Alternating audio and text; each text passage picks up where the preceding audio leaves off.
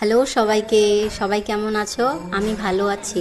কিছুদিন আগে আমাদের ঘরে এসেছিল আমার যা। তো আমার যা, আমি আর আমার ননাস গিয়েছিলাম গুয়াহাটির স্কন মন্দিরে। তো আমরা যখন গেছি তখন ছিল সন্ধ্যা আরতির সময়, আমরা সন্ধ্যা আরতিটা পেয়েছি। তো এখন তোমাদেরকে আমি ভগবানের শ্রী বিগ্রহটা দেখাচ্ছি, তোমরা দেখো, মন ভরে যাবে। আমি তো দাঁড়িয়ে ভগবানের দিকে তাকিয়েই আছি আর ভাবছি এই মুহূর্তটা ক্যামেরা বন্দি করে রাখি, তাহলে পরেও আমি দেখতে পারবো, ভগবানকে বারবার দেখতে পারবো। মানে এত ভালো লাগছিল, কীর্তন হচ্ছিল, আমি আর আমার ননাস দেখো আমরা নেচে যাচ্ছি, গান গাইছি, অনেক ভালো লাগছিল আর কি। কীর্তন হচ্ছিল, মন ভরে গেছে আমাদের দুইজনেরই। আমার ননাসও কৃষ্ণ ভক্ত আমার মতোই। তো আমরা দেখো করতালি দিয়ে নাচছি, আমি ক্যামেরা বন্দি করছি কিন্তু ক্যামেরা আমার দুলছে, দেখেছো? তো অনেক ভালো লেগেছে, মানে ওই দিনটা অনেক ভালো কেটেছিল আমাদের ভগবানের দর্শন পেয়ে।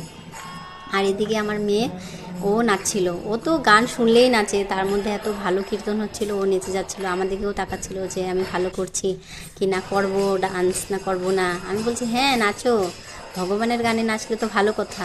তো তোমরা কে কে গুয়াহাটির স্কন মন্দিরে গেছো, তোমাদের কেমন এক্সপিরিয়েন্স হয়েছে আমাদেরকে জানাবে। হরে কৃষ্ণা, রাধে রাধে সবাইকে, টাটা।